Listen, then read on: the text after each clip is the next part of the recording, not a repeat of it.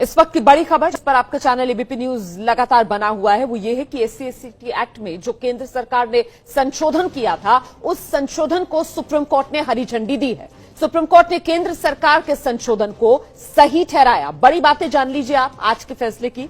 शिकायत करने पर आरोपी की तत्काल गिरफ्तारी अब होगी, जैसा कि संशोधन केंद्र सरकार ने किया था। शिकायत आई तो पुलिस को एफआईआर दर्ज करनी पड़ेगी। ये संशोधन जो किया था केंद्र सरकार ने, एफआईआर दर्ज करने से पहले प्राथमिक जांच की जरूरत नहीं, इसे बरकरार रखा है सुप्रीम कोर्ट ने। आरोपी की गिरफ्तारी के लिए किसी की मंजूरी की जरूरत नहीं होगी।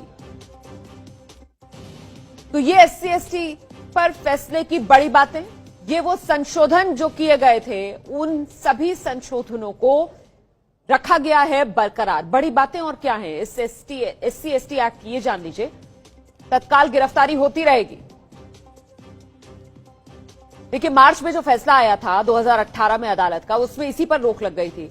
अग्रिम जमानत का प्रावधान कर दिया गया था और फिर इसको पलटा था सुप्रीम कोर्ट के फैसले को। केंद्र सरकार ने अगस्त 2018 में संशोधन के जरिए वो तमाम संशोधन उन्हें हरी झंडी दे दी है सुप्रीम कोर्ट ने।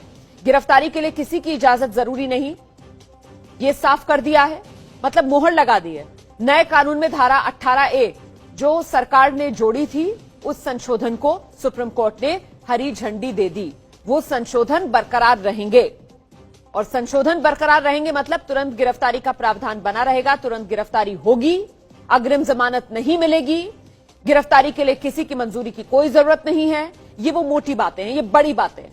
एससी/एसटी एक्ट, तत्काल गिरफ्तारी होती रहेगी और ये इसलिए होगी क्योंकि केंद्र के संशोधन को हरी झंडी मिल गई है।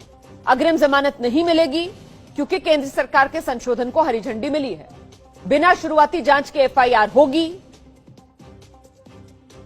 दरअसल मूल रूप इस एससी/एसटी एक्ट का यही था, जिसको 2018 मार्च के अपने फैसले से सुप्रीम कोर्ट ने पलट दिया था और इसी के बाद केंद्र सरकार ने अगस्त 2018 में संशोधन किए थे, मूल रूप को उसके बरकरार रखा था और आज केंद्र सरकार के उसी संशोधन को सुप्रीम कोर्ट ने हरी झंडी दे दी है।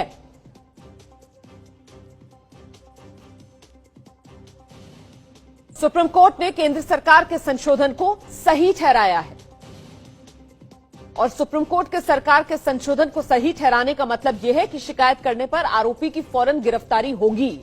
शिकायत आई तो पुलिस को एफआईआर दर्ज करनी होगी। एफआईआर दर्ज करने से पहले कोई प्राथमिक जांच जरूरी नहीं और आरोपी की गिरफ्तारी के लिए किसी की मंजूरी जरूरी नहीं होगी।